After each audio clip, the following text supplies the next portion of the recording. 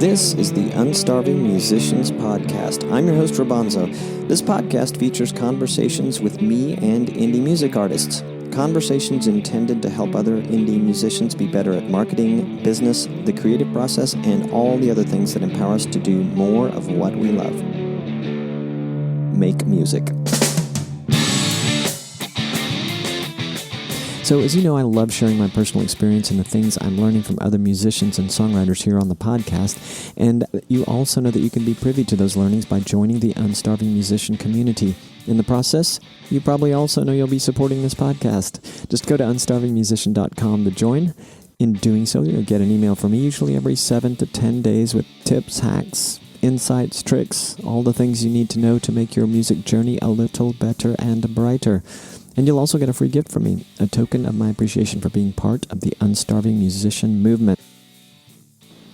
Jana Pochop, P-O-C-H-O-P, the H is silent, refers to herself as New Mexican and as a nerd. She's a singer, songwriter, recording artist, and performer, and also a social media consultant. Her niche? Working with other musicians. Social media consulting happened by way of volunteering for another artist that resonated with her so much she offered to work said artist's merch table at a show in Austin, which led to touring with said artist and eventually a request to help with her social media and online presence ongoing. One thing leads to another, and before she knows it, she's got a whole business going with other clients. Jen is a student of marketing. We have a shared appreciation for a guy named Gary Vaynerchuk. Check out the Gary V version of her song, Do the Work. There will be a link in the show notes, or you can look for Jana, P-O-C-H-O-P, the H is silent, on YouTube, and look for that song, Do the Work. Things we talk about in this chat: Jana's journey to Austin, her various collaborations and how they come about, Kickstarter, including her current campaign for her forthcoming album, vlogging, her number one social media tip, and more. You will hear the tune Money and Heart by Jana at the end of our conversation. She calls it a folk rap. It's a pretty cool tune. Here is me and Jana Pochop. Let's start with your Kickstarter campaign, because that was probably one of the first things I noticed.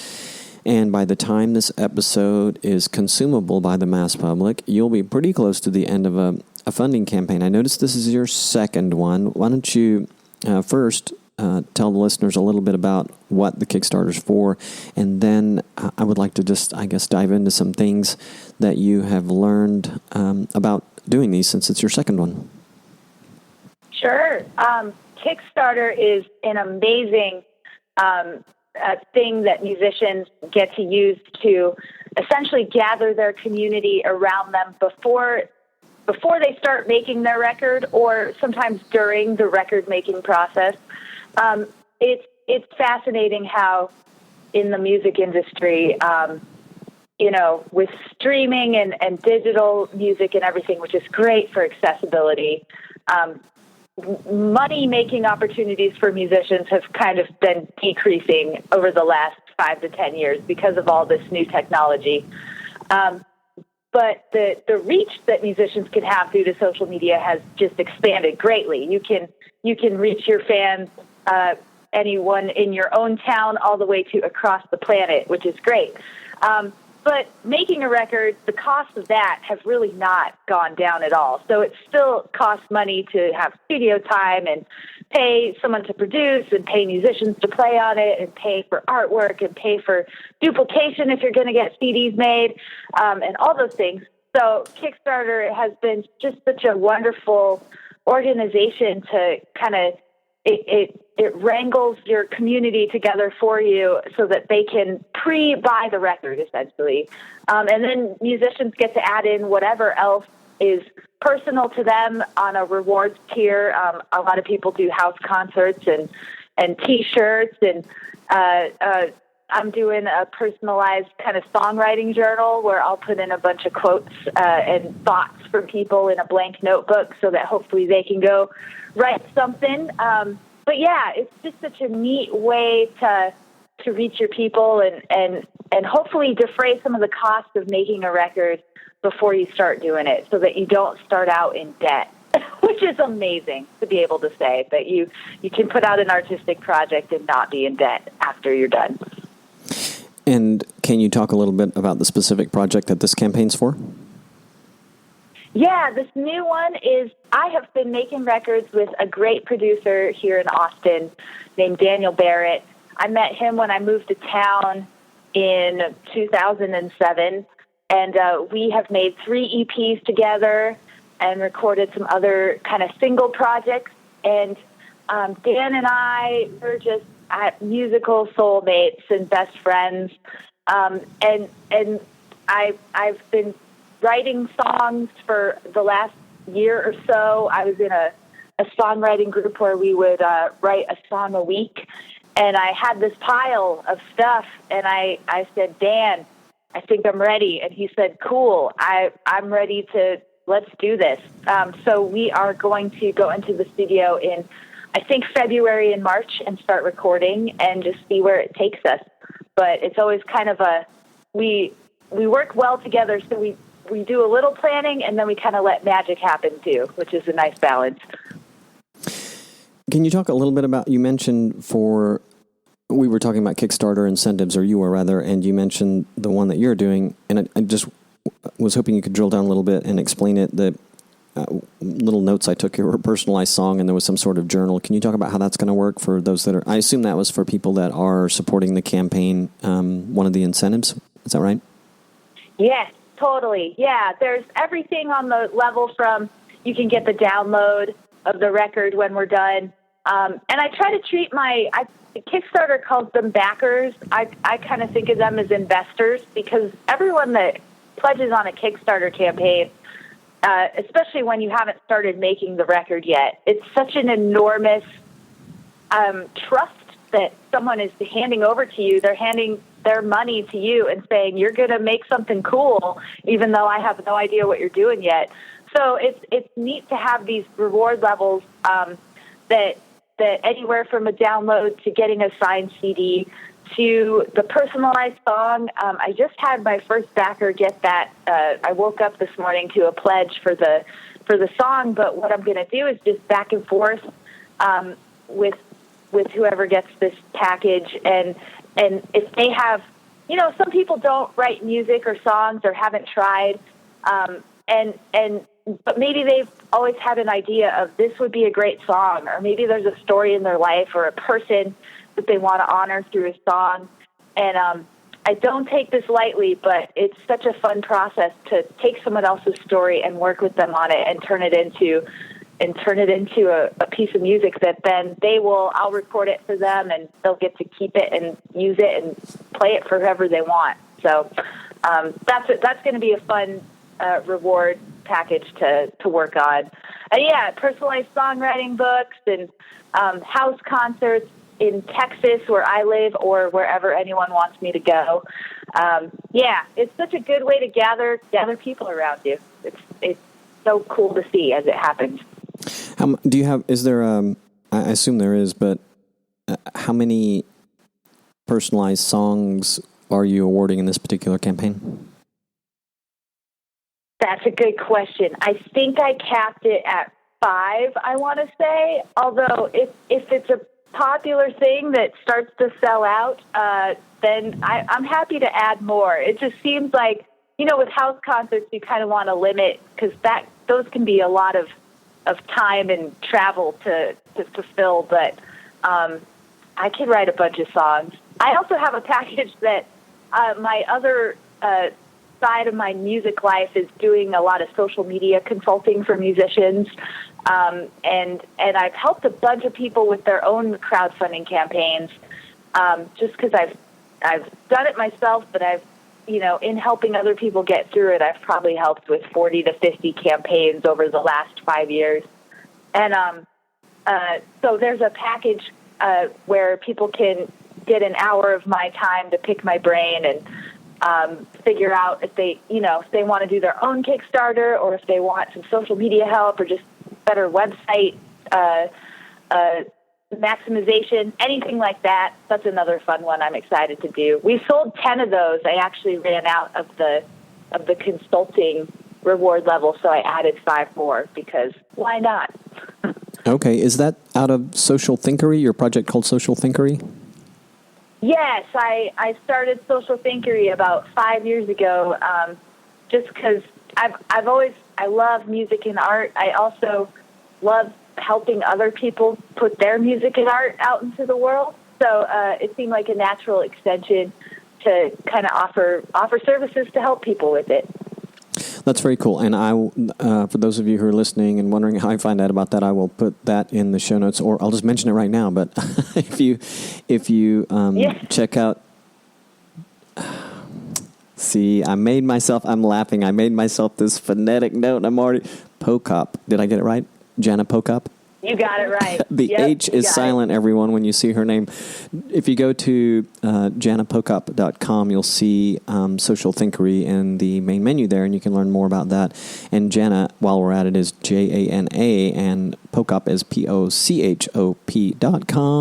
And you can find out everything you want to know about that. Okay, that is pretty interesting. You got it. I saw mention of Social Thinkery, and your website's got a lot going on, and I didn't even dig down into that, so I hadn't even gathered what was going on there, but that's pretty cool. Now, I want to back up to the upcoming album and the team you work with. So, tell me again what Daniel Barrett's role is with you on your past works and this one coming up. Dan is a fantastic, he's a musician and songwriter himself. He's got a great band here in Austin called Porter Davis, if you want to look them up. But Dan's also, but he's been a producer for a long time. He hails from New York and went to school in Boston, and then moved to Austin about the same time I did, I think, in the mid-2000s. But I saw his band play like one of the first months I moved to Austin, and I thought they were awesome. And there was something about Dan that I was like, I think we should be friends. And so he had started a music school, and I was brand new to town. I had gotten out of school. I'm from Albuquerque, New Mexico, and I had been writing songs and playing music all through college. But I knew that Albuquerque is a beautiful spot. The music scene is a little bit not as robust as Austin, Texas, which, Austin's known for its scene. So I just kind of picked up after school and moved to Texas. And I thought, why not? I want to be a songwriter, so I should do this. So I saw Dan play, and he had a music school that had a professional track in its listings. And I thought, well, I moved to Texas to play music. I should sign up for this professional track and really drill down on all of the stuff I need to work on, being kind of green, fresh off the boat from New Mexico. And so I met with Dan, and we immediately bonded, and he kind of became a mentor. And then after a couple of years, he was like, I think we should make a record. And so we made my first EP in 2008. And he made me play every instrument on that first EP, it was daunting and kind of hilarious because I had never played, any sort of drums before. I'm a guitar player. I played bass on that album. Any sound made on that first EP is me, which was a cool way to stretch and kind of explore, everything that I'm capable of or thought I wasn't, but could handle it thanks to Dan. And then we made another EP in 2010, and then we followed it up with one called Throats Are Quarries, which came out in 2014, and that was my first Kickstarter project. That was successfully funded. And yeah, it's been a bit. I kind of diverged last year and made a pop project with another producer here in Austin. We call ourselves 123 Scream. I love pop music as much as I love folk music and songwriters. So I did that, but then it was time to return back to the fold and make this new one with Dan again. So we've had quite the history together. Okay. So I was confused, but I think I have about some of the folks that you have worked with, but I think I might have it straight now. So is Marc Addison the one that you worked with on one... what did you 123 Scream? Is he the one that you worked with on that?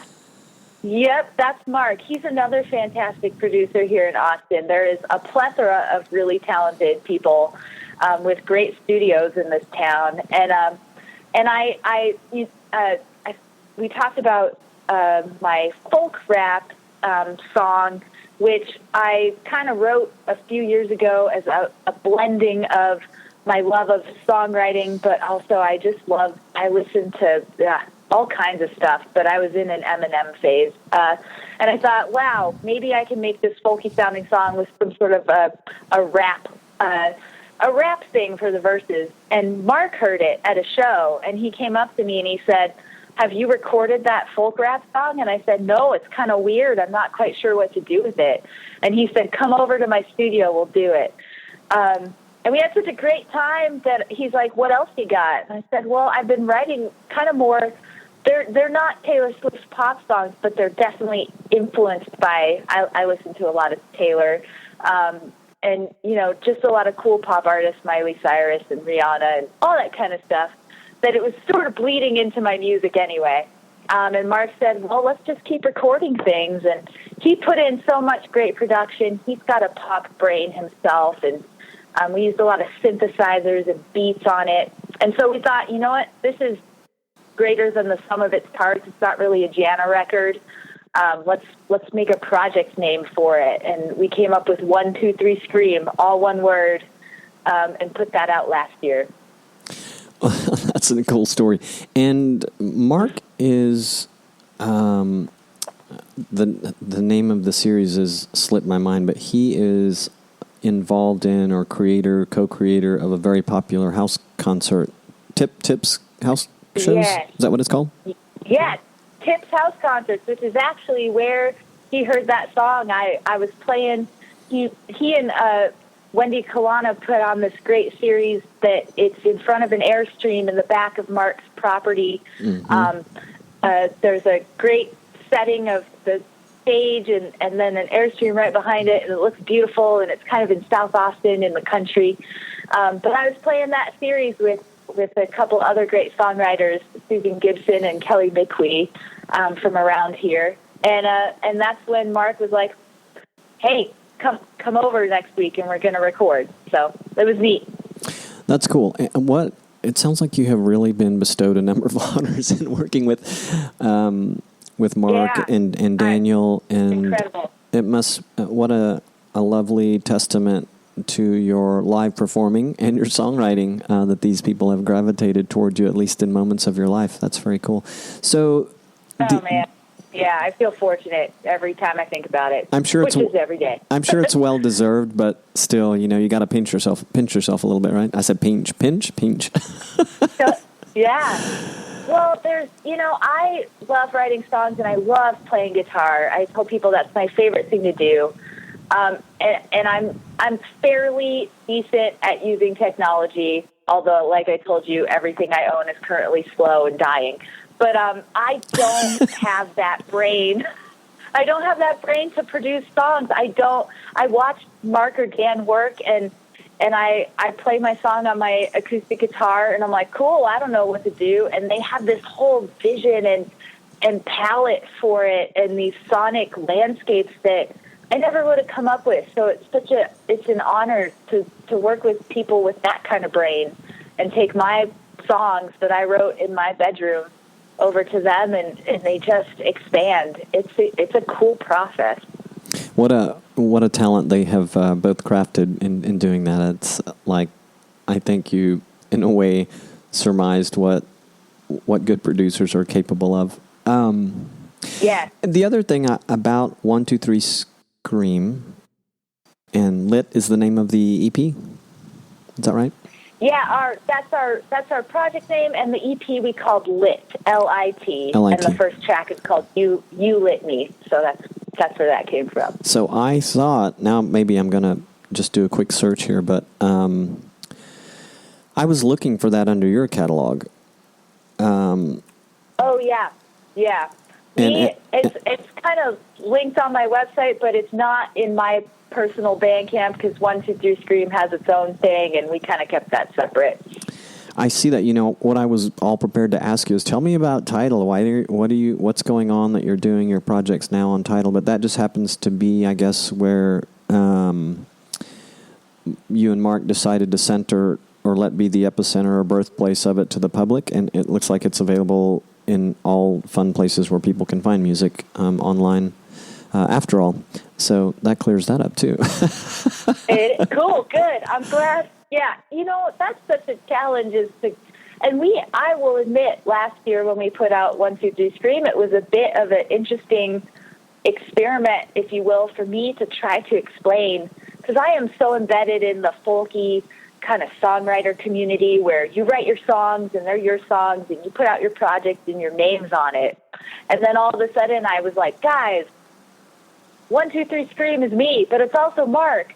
But it's, they're my songs. But Marc has, put all his awesome brain on it too. So we changed the name, and it was an experiment in new branding. And I still have close friends that are like, what is that now? It's hard to shift gears a little bit, but it's kind of freeing in a way too, because it's not me or Marc's face behind it. It's our collaborative, here's some folk pop songs.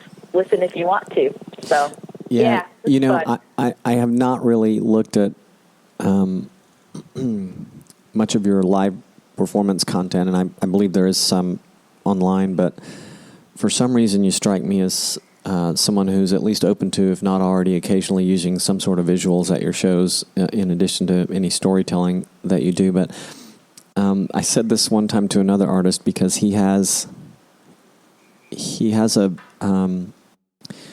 his name's Ezra Van Seal. He's based out of Oak Cliff near Dallas, and a wonderful songwriter. And he does some of the Folk Alliance circuit festival things, and has gotten a lot of accolades. But he has a rather confusing history with his with 2 women who have been wives, and when he tells it, he realizes it's confusing when he talks about it. And so we were joking in an interview, and I said, I think you should make a poster board graphic for your shows, for your intimate shows, and just pull it out that has like a diagram on it and shows all this stuff. But anyways, you're telling me how difficult it is for you to convey what 1, 2, 3 Scream is. Maybe you too could have a postergram diagram at your shows. I love that idea. Because it's true. Like, people are like, when I said, I'm working with Marc right now, and they're like, what about Dan? And I was like, Dan's amazing. We're still working together. It's a little bit like, did you get divorced? And I'm like, no, not at all. It's just, there's just different people for different projects, which is part of why we do it. But, and the way I you love that idea. The way you say it, you could have a lot of fun with it too, I'm sure, at your shows. So that would be funny. If you ever do such a thing, I'd love to see a picture. Absolutely. I'm going to credit you at the bottom of the poster board and just be like, have a little pointer and be like, all right, people, follow this mind map. That would be something. Okay, well, that's interesting. Let's see. I have all these notes here from the first part of our conversation. Well, let's talk about reaching fans, since you also have been and are social media expert for musicians and maybe people outside of the music world. I know it's changing a lot. It's evolving all the time in general, as our people's artists and content producer processes and the things that we'll try, but. What does reaching fans, or reaching your tribe, whatever you prefer to call them, what does it mean to you? Yeah, I have been lucky enough, I guess, to kind of grow up or come of age, if you will, in this whole new digital era. When I was in college, Facebook happened, and you had to be in college to get a Facebook account. So I lucked out at that point in time, and we didn't quite know what all was going to happen, but obviously it has infiltrated every corner of our existence at this point. Which sometimes I wish I could delete every app off my phone and go live in the mountains with no electricity, and then I realized I'd probably, for various reasons, die really quickly, because I can't live off a grid. I don't think I'm made for that. So embracing technology to be able to use it as a tool to do what I need to do for a living is amazing to be able to do. And a lot of people feel overwhelmed by it, I think. There's so much and so much content coming at us and so many obligations, especially with musicians and just, any artist or business owner. They're like, what platform should I be using? What should I say? It seems like an obligation to have to post something every day, and then I have to follow up with everything. And I always tell people, if there's one particular, you should have your voice out there. That is part of what makes this world interesting. And if you're trying to get your name or business out there, it's kind of essential to use social media at this point. But it doesn't have to, it doesn't have to be a soul sucker if you approach it right. And so I love using social media and approaching each platform that I use. Instagram, Twitter, and Facebook are the big ones. YouTube is really cool for music as well. But do what's authentic to you. And authentic is now a word that is overused to the point where it's almost inauthentic to say you're authentic. But truly, that is where you get to let your personality shine through. And so if you're a writer, use Facebook's platform to write interesting tidbits and vignettes or blog. I've been blogging I started blogging in college, I think. If you go to my website, it's a giant mess of text because it's just a blog from, 2008 on to now. I love that you mentioned that too, because I was like, yeah, this has been up for a while, but you've got great content on it, and then you pop over to Social Thinkery, and it's like, well, this one looks a lot more modern, but yeah, go ahead, sorry. Yeah, totally. That website, JanaPochop.com, I built it on WordPress so long ago, and there's so much content, I'm scared to do anything with it other than just have it. But I'm grateful that I've done it because it's kind of tracked. My blog is mostly for me, honestly, to kind of go back and remember all the stuff I've done. And, if someone wants to drill down and see what this Jana is really all about, feel free to poke around. But it's part of my personality. I'm a writer. I've always written, and I will always continue to write. But then there's, maybe you're a visual person, and YouTube is amazing. I think it was the year 2017. All the years just go together now. I spent a year vlogging once a week where I would make video vlogs. I was very inspired by some of the YouTubers like Casey Neistat. And I've always loved video editing as just a real, I'm not a professional, but I love using it as an art form. So I vlogged once a week-ish for a year, which was great. And so then there's a whole YouTube channel of that if you're into that kind of thing. And musicians these days, we can make anything. We can make a demo on our phones and put it on SoundCloud. And then we can share it on all these mediums. Or if you take great photos, Instagram's your jam. So it all kind of compiles together to show your base of supporters who you are. It brings a little light to their day is my goal when I post anything. I try to stay out of the negative for the most part and just offer a little light because that's what I want to see from my people I follow. And it's just that, there's really great things you can do with social media, even though there's a lot of things we're currently discussing as a society about how it's changing how we think in our brains and all that. But for musicians, it's such a valuable thing. Oh, sure. Why did you stop vlogging? That's a hard word to say, isn't it? Great.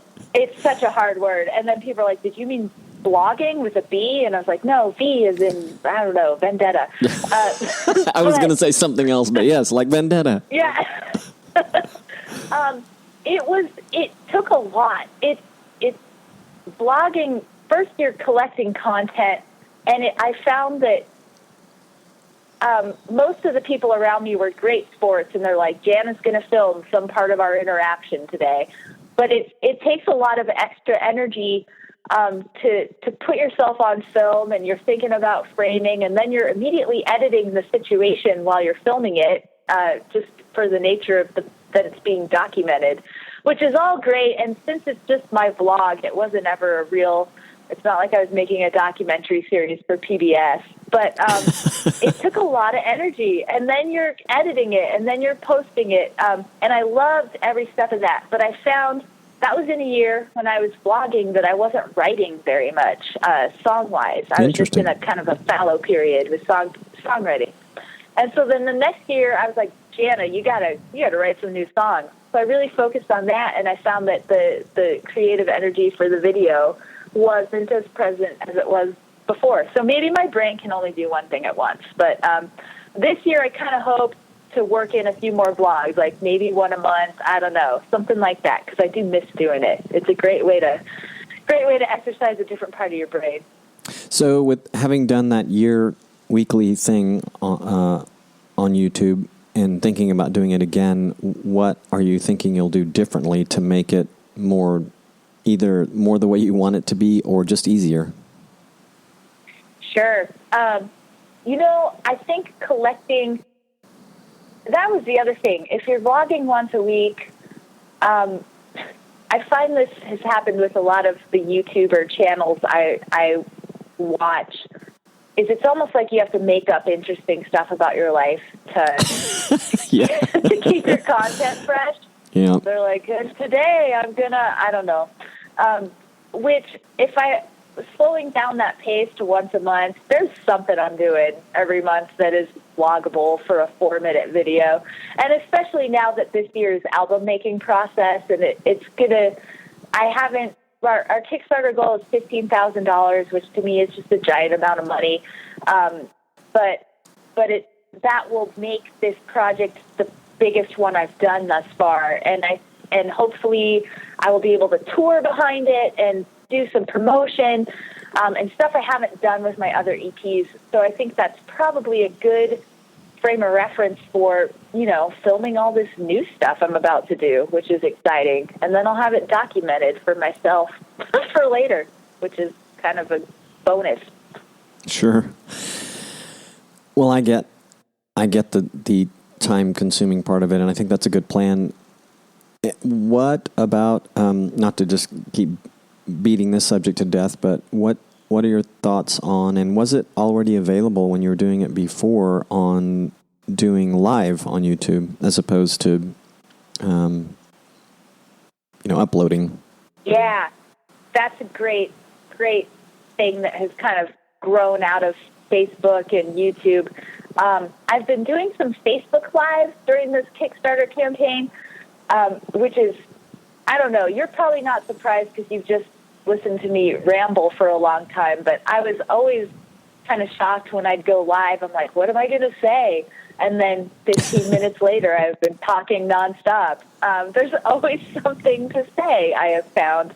I really appreciate, I think with the YouTube edited content, the way I was doing my vlogs, there's just ways that you can manipulate your own storyline, which is that could be great or it could be bad, but it's fun to be able to splice things together and kind of create a story in 4 or 5 minutes.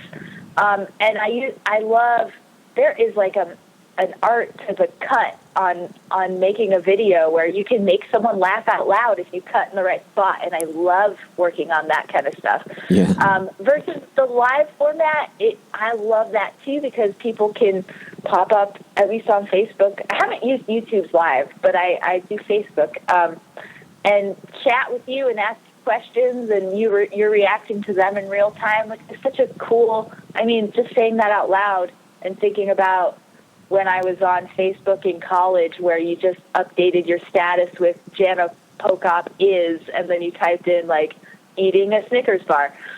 We have come so far in how we can use this technology. So live is really, it's present and current. I don't always keep the live videos, because sometimes I feel like, well, if you were there, that was great. If you missed it, I'll do another one later. So way more ephemeral on the live stuff, but still such a great tool to just make content. I would recommend anyone try it. I like that word, ephemeral. Yeah, definitely two different approaches, and so interesting to hear you thinking about about the live aspect of it that you're already doing it actually. I had a couple on, I believe they just published Friday. Their episode went live Friday, and it's listen to future me talking about Friday on January 25th. Wow. Bradford and Kimberly Loomis were on the podcast, and they're a dynamic duo, married couple that work together in Bradford's music career. And so he does a broadcast on Facebook and regularly, and he plays some songs. He loves interviewing people.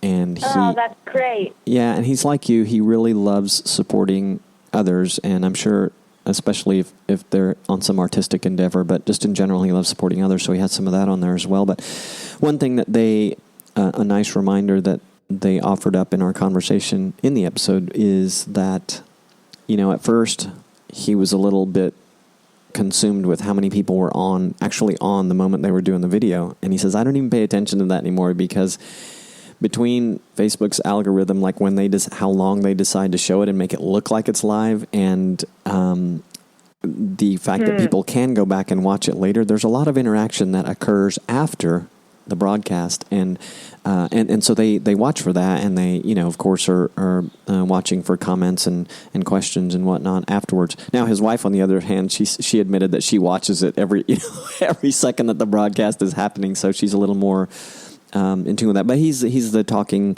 voice. Generally, he's the one who's doing it's the Brad show, so he's kind of occupied with that. So I guess he figured, I'm just going to let go of how many people are on, and I'm just going to roll with it. But anyway, it's an interesting thing for us all to remember that there's a lot of opportunity. In fact, I venture to say that we'll have to go back and listen, but I venture to say that Bradford even said that most of the good stuff happens after they're actually done with the live portion of it. That's interesting. Yeah, absolutely. That is cool about, I guess they call it evergreen content, but you can, just because someone missed it in the moment doesn't mean they don't get to watch it later. And then I always tell this is one thing I preach from my social thinkery purge when a musician or whoever comes to me and they're like, man, I wish my online presence was better. And I'm like, are you replying to everything?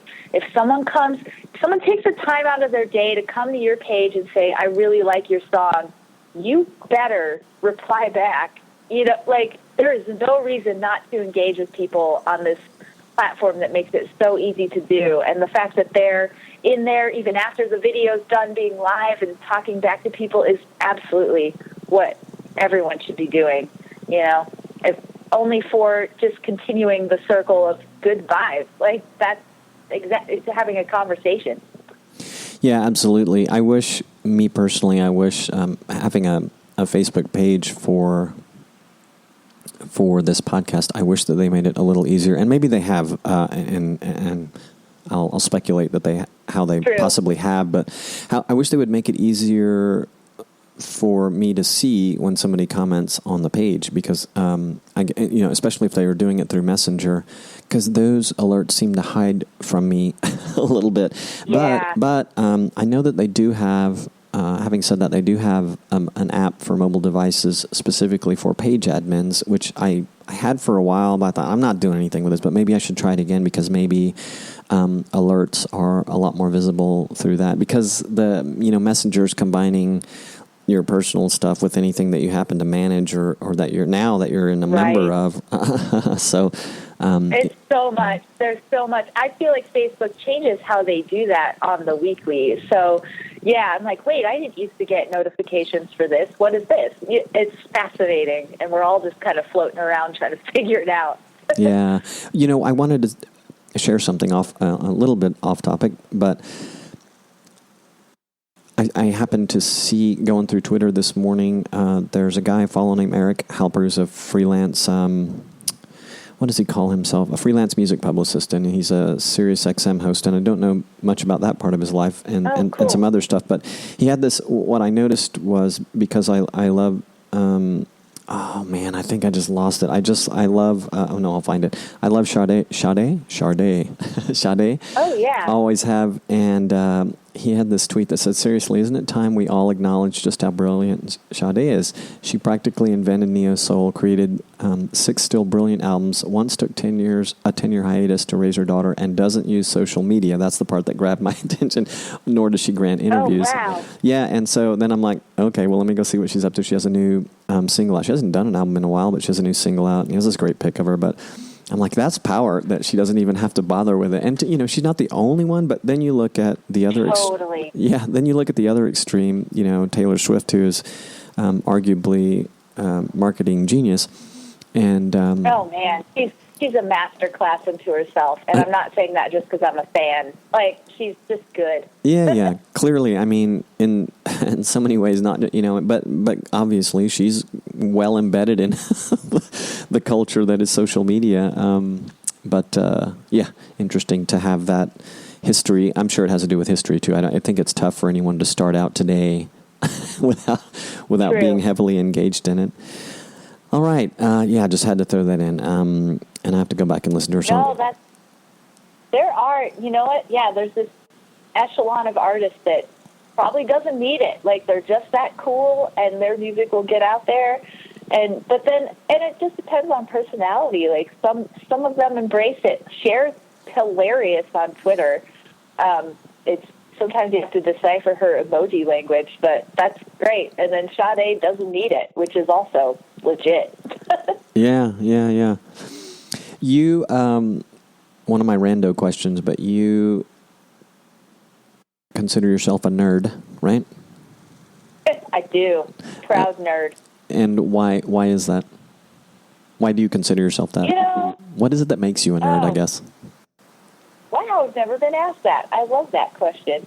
I have always been, I was the kid that was, I started writing poems when I was, 6 or something, and Mom has that stuffed in a folder somewhere. But I was always this, bookworm kid that would, I don't know, I read encyclopedias for fun. I don't know what I retained from that. Wow. But I've always been, and then I was lucky. I was kind of born late in my family. My siblings are all about 20 years older than me, so you might call me the surprise baby. But by the time I was born in the early 80s, my parents, for whatever reason, were pretty technologically, they embraced it. So in 1985, they bought a Apple IIe computer. So I grew up, I was 3 years old when the first computer entered our house. And so I kind of grew up with that whole thing, which is lucky because some of us, they call us the millennial generation. Some of us had computers and some of us didn't, which is kind of, we're that bridge generation.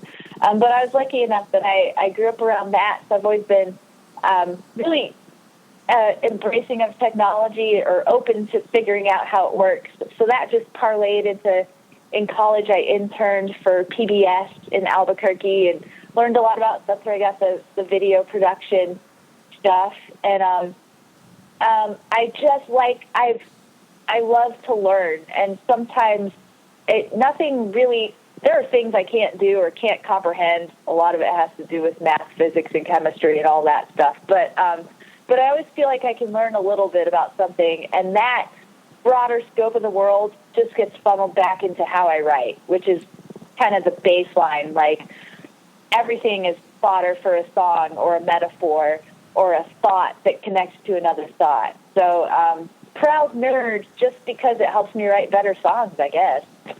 Sure. I'm looking at the Apple IIe. I was like, I don't even remember what that thing looks like. And I think that... quick date myself really quick, but my wife and I bought our first Windows computer, our first computer, which was first computer I'd ever had, really, in 94. We were just talking. She mentioned it yesterday or day before on a phone call, and I was like, Packard Bell. That was the name of the company that made the device, and Windows 95 was brand new, and my big memory of that, other than the classic funny things we laugh about, was the first time I opened Amazon, And I literally said, and so not who I am today, not entirely by choice, which I can explain if you want, but I said to my wife then, we never have to leave the house again. Oh my God. It's true. But I was thinking about Amazon the other day that, how much random stuff we buy because it's so easy, depending on where you live, it's so easy to have have it brought to your doorstep. Crazy, but that's cool. Absolutely. Apple IIe. So I understand. I'm glad that you included technology in there too. Another left turn, I guess. I was watching watching one of your videos on your YouTube channel for a song. I believe it's a song called "Do the Work." Is that the title of one of your songs? Yeah. And you had Gary Vaynerchuk in it, and I guess you did a special Gary V version. I guess a homage to Gary V, which was pretty cool. And I was just kind of paying attention to the snippets that you put in there. He's great. I mean, he's so easy to grab great sound bites. Oh yeah, absolutely. Because he's got one, several times a day. I'm sure several times an hour. But tell me about. It's insane. Yeah, tell me about your interest in his past work, which I assume you have, and if there really wasn't, maybe just about why he's in the video.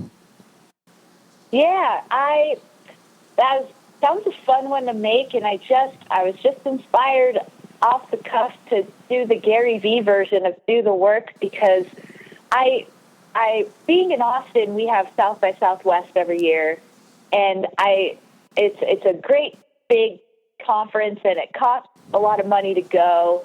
And I lucked into, again, a bunch of my story is I have really nice people and a lot of good fortune in my life, but I have some friends that work for South by, so I have gotten to go to some events, and they've let me in with a badge. But Gary V was one of those speakers, and I didn't quite know who he was. This was maybe in 2014 or something. And I'm like, who's this guy? And I saw him talk, and immediately I was like, okay, this is great. He's saying all the things that I try to preach from my, social thinkery platform, is just engage with people. And you have all these tools at your fingertips. Why aren't you using them? And he's all about the hustle, and he's exhausting. If you watch his YouTube channel, he's like up at 3 a.m. and he's having meetings at midnight, and I don't understand how he does it, but it's kind of amazing. So I would go dip into Gary V's YouTube channel, and his books are great too. When I needed, just as a musician trying to do my own thing, and also as a freelancer entrepreneur, sometimes you just need a little push every so often. And Gary Vee is great for that. And these sound bites that he talks in, and you watch something and you're like, yeah, I'm going to go do this today. And so that song, Do the Work, is based on him. And I mentioned Casey Neistat, the YouTuber. I love Casey's stuff. He was vlogging every day for a while. I think he did like 500 episodes of his vlog day after day. And I was just like, if those two can do it, I can do it. And so Do the Work it's a song about, I don't know what else to do, so I'm just going to do it, which is kind of the first step to everything. How do you write a song? You sit down and you write a song. There's some magic and woo-woo to it all, but there's also just that sit down and focus. So, yeah, Gary Vee's great for that. That's great. Do you still watch Casey Neistat? Is that how you say his name? I think it's Neistat. Yeah, he's slowed down too, which goes to prove that long-term sustained blogging is hard. But I do watch Casey, and his channel's changed a little bit too. I think since he stopped his daily vlog, and I think he's had some family stuff. He's got a new baby and started a new business, so his situation's changed. But he still makes content too. And I love checking in with him. He makes really stunning, beautiful videos based in New York City, so it's just good to watch because it's pretty. Yeah, he's amazing. I haven't watched his stuff in a while, so I'm really happy that you mentioned him. And I thought, God, it's been some time. Surely what he's doing has changed, and I was curious, is it still as fun to watch? But Yeah, that's cool. So I Yeah. I was thinking, I was going to ask, why are you interested in these particular marketing folks? But when I go back to earlier in our conversation, and then you do the social media consulting, it makes complete and perfect sense that you would be interested in some of the things they do. Yeah, whatever. I don't know. And it's strange. In my friend group, I'm the only one that watches Casey. I got my friend Katie hooked on watching Casey vlogs, but that's about it. It's a real niche thing, I think, that to watch an episodic series on YouTube every day. But I found it inspiring, and Casey kind of his style of vlogging kind of changed everyone's style of vlogging, which is not, that's not an easy thing to do, but his aesthetics and his cuts and his music and everything is just so good. And there's so many Casey copycats, myself included, that he started a thing, which is great to be able to say. Yeah, he is, as friends of mine say, off the charts creative. Yeah, absolutely. Well, as we get to the end of our time together today, tell me about your journey to Austin, and yeah, just tell me about it. And I didn't want that to be too broad of a question for people who might be listening, but at the same time, I imagine that there might be people who have been thinking about it, moving to somewhere like Austin or Nashville, and where music is dense. The density of music and musicians and songwriters is more yes, than wherever they may be. So yeah, can you talk about your journey to Austin? Absolutely. I moved here in 2006, and I found Austin. I mentioned before, Albuquerque is a beautiful, artistic town, but not so much on the music side of things. So getting out of school, I was like, I got to go somewhere, like you said, that has more of an epicenter for musicians. And while I was in college, two people came to play in Albuquerque that I saw that really affected my decision. One was Terry Hendricks, who's a Texas songwriter. She's amazing and a powerful just force. She's run her own record label independently since the mid-'90s. So she's kind of a pioneer in the indie music scene. And she played with Lloyd Maines, who's kind of a legend in the Texas scene. He's a legend unto himself, and a producer and a musician. And then his daughter is Natalie Maines, who's one of the Dixie Chicks. So that's kind of love Texas Natalie. Sorry, right there. Yeah. Oh my God.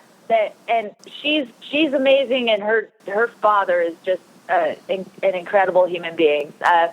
And so I saw Terry and Lloyd play, and then the other person that came through my freshman year of college, I took a music appreciation class at the University of New Mexico, which was mostly it was all classical music, except our professor was great enough to invite touring musicians that were kind of playing locally to come talk to our class. And someone, she extended the invite to Susan Gibson, who was coming through, and another Dixie Chicks connection. Susan wrote Wide Open Spaces, that was kind of one of the Chicks' first breakout songs. And so our professor said, here's Susan Gibson. She's a professional musician and a songwriter. And my jaw just dropped. I'm sitting in my freshman class at 9:30 in the morning, and I was like, that's what I want to do. So I glommed onto Susan immediately and kind of kept in touch all through college, and she's just a fantastic performer.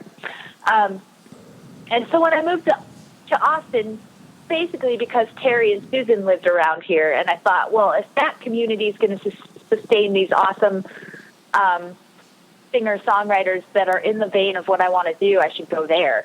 And I started going to Susan shows a lot when I moved here, because she was playing a lot around Austin.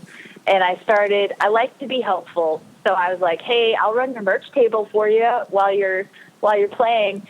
And then that parlayed into, she was like, hey, are you free this weekend? You want to go on the road with me for a couple of shows and do the merch? So I did that for about a year or so. And then she had an issue with her booking agent. and was going to fire her agent. And I said, well, I have a history degree and I'm really good at typing emails, so I'm pretty sure I could do this booking thing. So I started being Susan's booking agent and traveling with her and kind of tour managing. And I still work with Susan. I do all of her website, social media stuff. We do booking. We plot her career. And she's making a new record right now, too. So we've worked together for like 10 years. And because of Susan, that kind of introduced me to this whole world of other awesome musicians who would then go, oh, man, you're doing cool things with Susan, and can I pick your brain about that? Which then allowed Social Thinkery to be born. And so Austin is full of incredible musicians. You cannot go one night without seeing something amazing. Monday nights, there's like 3 residencies going on that if you're visiting town, you should go see because these musicians are incredible. So it's a wonderful community, and everyone knows each other. It's a small town for being such a big city, but it's inspirational. And then there's the flip side of there's so much music in Austin that it's hard to get a paycheck playing in Austin. So a bunch of us have to leave the city and go tour and play shows elsewhere. But that's good. We get to come home to Austin. And or have a side hustle or day job. Exactly, which is super common and totally fine. Yes, Yeah. Indeed. Well, that is a really cool story, and I guess I lastly want to ask, what inspired you most to, did you call it glom on to Susan Gibson and work her merch table? Glom is the word, yeah. Oh, man. Susan herself is a force of nature. I was just drawn to her. Her writing is beautiful and smart and powerful, and she is, and I this will sound biased because I've worked with her for so long, but I stand by this. She's one of the most dynamic stage performers I've ever seen as a solo artist. Like, she will stand up there and make you laugh and cry, and her between song stories are almost as popular as her songs. Like, people will come to her shows and say, Susan, tell that story about Wide Open Spaces, and let alone want to hear the song, which is amazing. And so I learned, I was drawn to that, as a lot of people are, just because she's so good. But we're just really great friends too, and we travel well together and have gotten along for a decade now, which is incredible to think about. But there's just some things. A writer that's writing their truth, you can't help but be drawn to that. So I think that's Susan's magic. Well, that's really cool, and there are so many wonderful things that came out of that relationship, clearly. And I would be remiss if I did not mention someone before we officially wrap up, and that is Chris Taylor, our mutual friend Chris Taylor, who is based in San Antonio, for recommending that I reach out to you. And thanks, Chris. Shout out. Oh, Chris is another one of those multi-talented musician artists. Chris did the artwork for the 1, 2, 3 Scream album, which is just a tiny sliver of what he's amazing at. But that guy is a force of nature, and because you've had him on your show. Yeah, and that's cool to know that he did that artwork. That is, I can see that, and yeah, he's kind of scary with the stream of creative consciousness that he has going. Yeah, it's unusual. Oh, man. Talk about effective use of social media. Follow Chris on Instagram. He is constantly putting in snippets of his day and pieces of his artwork and his music, and you just follow along and watch Chris do his thing. He's like a Gary Vee of music because you're just inspired watching him do it.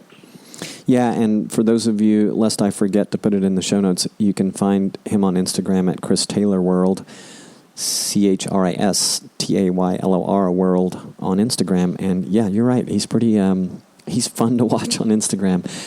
Jana, thank you so much for spending a Sunday morning with me talking. And I will definitely be speaking with you soon, and look forward into listening to more of your music today, in fact, listening to more of your music. And yeah, what an inspirational story. Yours. Oh man, thank you so much. This was a joy, and you're just wonderful what you do for all of us musicians out there. We would be toiling in absolute anonymity without folks like you. So thank you, Roberto. Thank you. That means a lot. I appreciate you. We'll talk to you soon.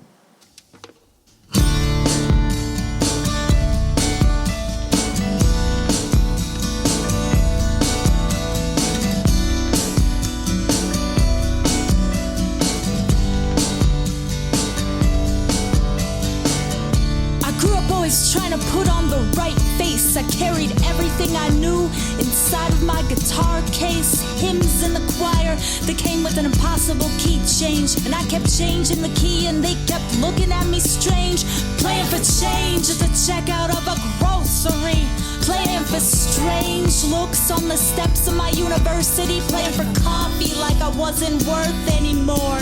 And I got blood on my strings. It was my devotion to the hardcore, spilling out unformed thoughts every night on the open mic, spitting out deformed throbs of my heart when the time is right, stomping flip-flops on the asphalt in the middle of the summer, making fun of those jerks driving by in their Yukons and their Hummers. And we were earnest and naive and saviors, and it was all truthful, but some of these thoughts in our head never turned out to be useful. We thought we desired the lives of the beaten down troubadours, but martyrs don't walk through their own open doors. When the headphone meets the ear and the artist beats the fear, is there a system to this art? Is there money where there's heart? Now I'm scared you might find me funny enough to like online. A thumbs up is cheaper than funneling all those nickels and dimes into Bandcamp, into iTunes, into Spotify, into Rhapsody. How much do you value the commerce that comes in the melody? Am I a scroll through check-in tiny light in your day? Or is this gonna be a currency on the level of the New York Exchange? My stock might rise and might fall, and I know that it might flatline, and my calves might start to burn from the rate of the incline. So you have to understand, I'm gonna do this without regards to time or cost or money or success. I'm talking yours, I'm talking mine, I'm talking nobody's gotta get undermined, but I'm gonna do this anyway. And I'm gonna hate this if I don't find a way, and I will not be the one who waits around for the next hope. Passivity, it's gonna string us all up faster than a good rope, and I want all these things to collide like money and art, and one we work hard for and one we think is hard. When the headphone meets the ear and the artist beats the fear, is there a system to this art? Is there money where there's heart? Please understand, I approach you with a reverence, and I don't wanna preach, and I never wanna come at you all malevolent, but now is not the time to ask when I'm gonna get a real career, or tell your kids that I'm simply going through a phase here, cause this is the stuff. It saved us in our adolescence, and the groove and the hook, it hits us like an obsession. It pulls us out of the hell that happens to us every single day, and I say no doctor, no lawyer can perpetually save. But the headphone meets the ear and the artist beats the fear. Is there a system to this art? Is there money where there's hearts? Where there's hearts? Where there's hearts? Where there's hearts? When the headphone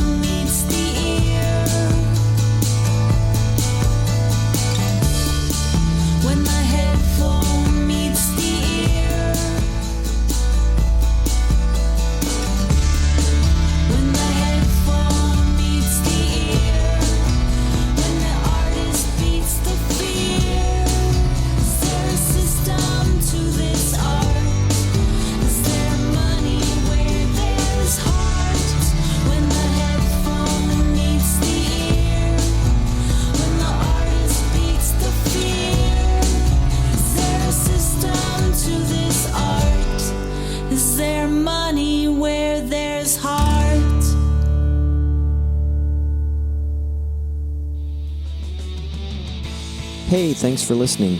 Question for you. Are you struggling to move your music journey forward? I can help. If not personally, then by referring you to the next best available resources. Schedule a free 15-minute call with me to find out if I can indeed help you. It's easy.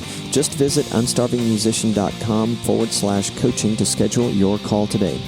Look for links to just about everything covered in this episode in the show notes at unstarvingmusician.com/podcast. This episode was powered by the Unstarving Musician's Guide to Getting Paid Gigs, how to get booked and paid what you're worth over and over again. It's available on paperback, Kindle, and ebooks just about everywhere you can find them. It's also available as a standalone podcast called the Unstarving Musician's Guide podcast. You can learn more about the book and companion podcast at unstarvingmusician.com/book. I'd love it if you picked up a copy and would love it even more if you left a review. With much gratitude, peace, love, and more cowbell.